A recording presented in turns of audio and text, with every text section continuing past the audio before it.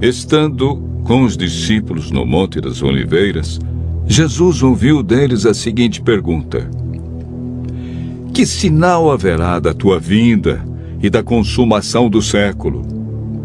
O mestre, então, enumerou vários sinais indicadores do seu retorno à terra. Alguns sinais destes apresentados tiveram cumprimento inicialmente em Jerusalém e serviram como maquete ilustrativa dos acontecimentos do fim. Outros sinais, porém, estão se cumprindo agora, em nossos dias. Todos os dias lemos e ouvimos nos jornais, rádio e televisão inúmeros acontecimentos. São várias as tragédias: terremotos, chacinas, roubo, enganos, crianças abandonadas, doenças, fome, guerras. O que diz a Bíblia sobre esses acontecimentos?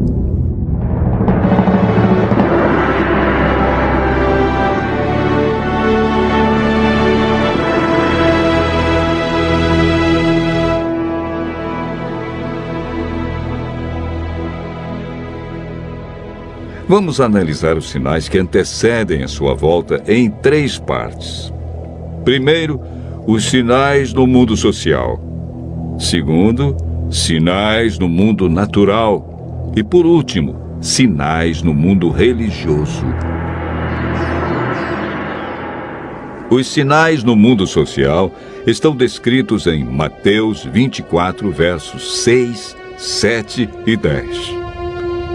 Jesus profetizou que antes de sua volta, o mundo estaria envolvido em guerras, fome, nação contra nação, reino contra reino, traição e ódio entre as pessoas. Na segunda carta de Timóteo, capítulo 3, versos 1 a 5, nos fala de tempos difíceis.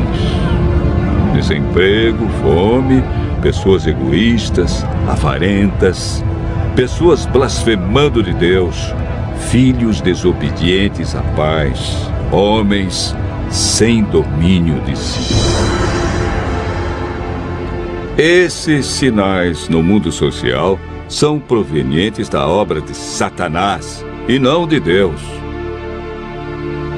Na segunda parte do nosso estudo, falamos a respeito dos sinais no mundo natural.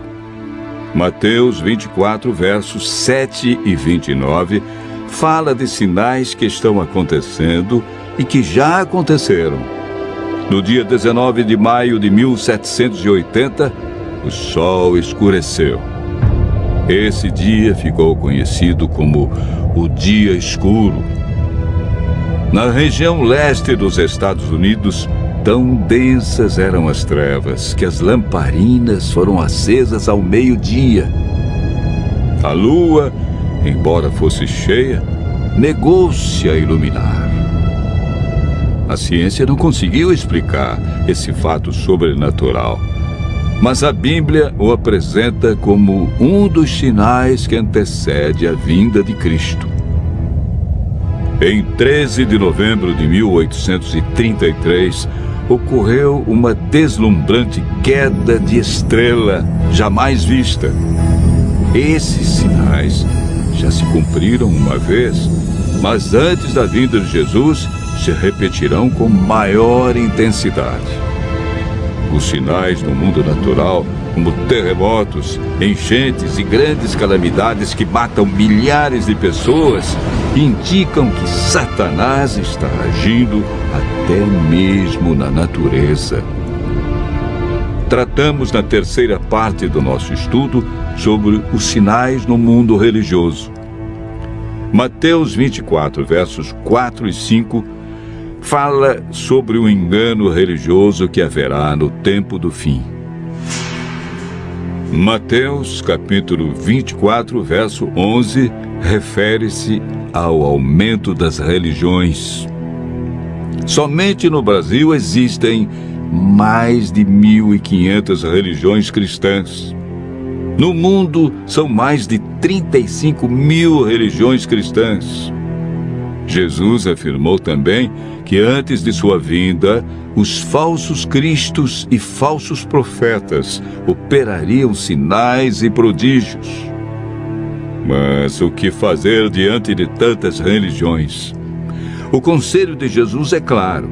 Ele diz: acautelai-vos para que ninguém vos engane, porque muitos virão em meu nome e enganarão a muitos. Segundo Pedro 2, versos 1 a 3, fala da atitude de líderes religiosos que são movidos pela ambição e acabam usando a religião, a Bíblia, milagres e o nome de Deus para explorar as pessoas que os procuram em busca de curas, sinais e prodígios.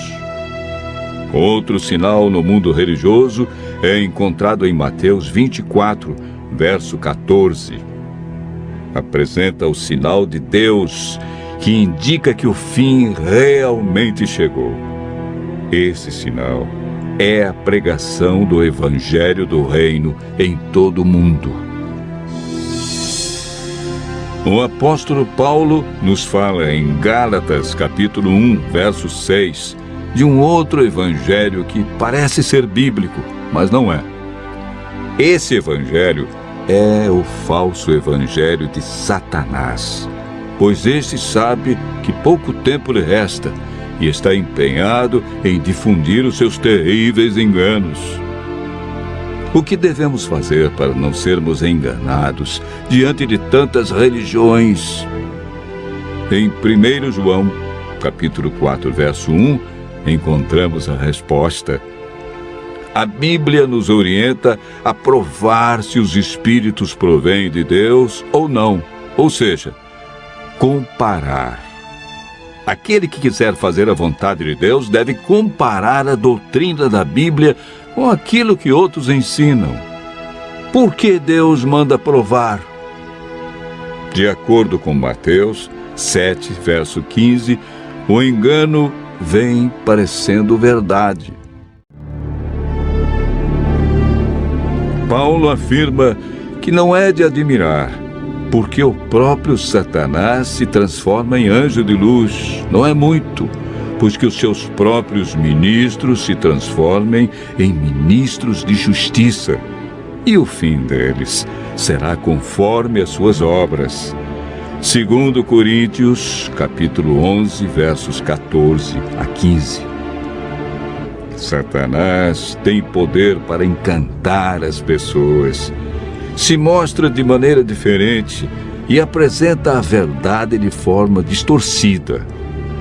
Seus meios de enganar, segundo Mateus, são sinais, curas e prodígios. De acordo com a Bíblia, estamos vivendo nos últimos dias e Satanás sabe que lhe resta pouco tempo. Por isso sua ira se volta intensamente contra aqueles que seguem os mandamentos de Deus. O diabo quer nos levar a cometer iniquidade e nos desviar do evangelho verdadeiro, pois também tem o seu evangelho para enganar, torcer e mudar as verdades divinas. Este grande conflito que começou no céu e passou pelo Éden, agora chegou até você. Quem vencerá em seu coração? Os enganos de Satanás ou a verdade de Jesus Cristo? Vimos que os sinais preditos por Cristo estão todos se cumprindo, indicando que em breve todo o mal do universo terá seu fim. O que está faltando para Jesus voltar? Primeiro motivo: o evangelho verdadeiro precisa ser levado a todo mundo. Segundo, Jesus está a cada dia dando mais oportunidades. Ele é paciente e espera uma decisão de cada um de nós ao lado da verdade. Lucas 21, verso 28, declara que, ao começarem estas coisas a suceder, exultai e erguei a vossa cabeça, porque a vossa redenção se aproxima. Continue ouvindo a voz de Deus. Em breve, vamos contemplar Jesus vindo sobre as nuvens do céu com poder e grande glória.